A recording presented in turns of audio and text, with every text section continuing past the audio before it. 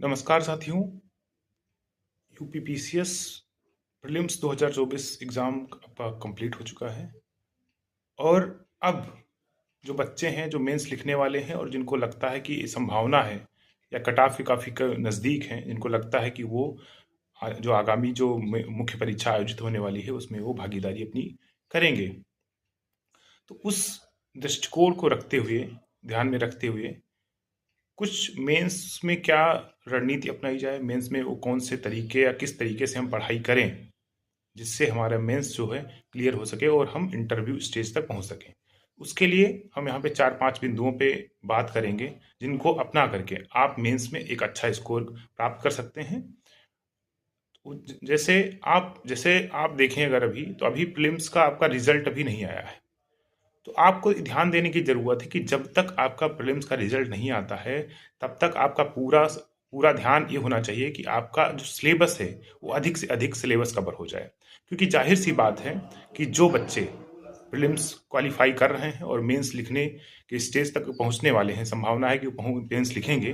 तो जाहिर सी बात है कि उन्होंने अपने जो मेंस का जो सिलेबस है उसकी बहुत पहले से तैयारी अच्छे से कर ली होगी। लेकिन यदि अगर ऐसा है कि उनका कोई भी पॉइंट, कोई भी सिलेबस का ऐसा टॉपिक है जो इनकम्प्लीट है, जिसको उन्होंने अभी पढ़ाई नहीं करी है, तो वो सबसे पहले जब तक प्रीलिम्स का रिजल्ट नहीं आता है वो कोशिश करें कि उस सिलेबस को जो उनका अधूरा है उसको वो कंप्लीट कर लें। इससे क्या होगा कि जब तक प्रीलिम्स का रिजल्ट आएगा तब तक आपके पास ओवरऑल जितना भी हमारा सिलेबस मेंस एग्जाम में पूछा जाने वाला है वो आपका तैयार हो जाए, मतलब वो आपके पास उसका एक कंप्लीट नोट्स आपके पास होगा, आपके पास वो कंटेंट होगा।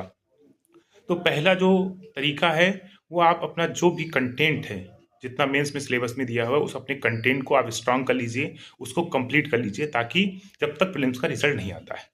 दूसरी बात यह है कि जब भी कोई विषय पढ़ रहे हों, विषय को इसमें हम यहाँ पे जीएस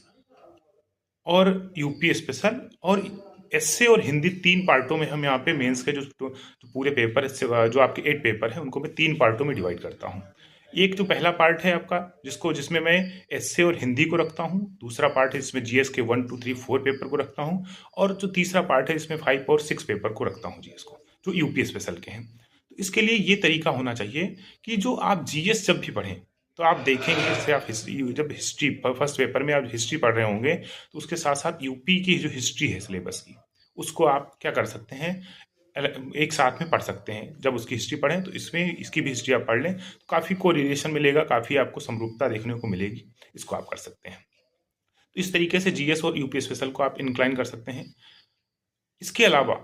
जो भी आपके टॉपिक हैं जीएस के, उनको आप अच्छे से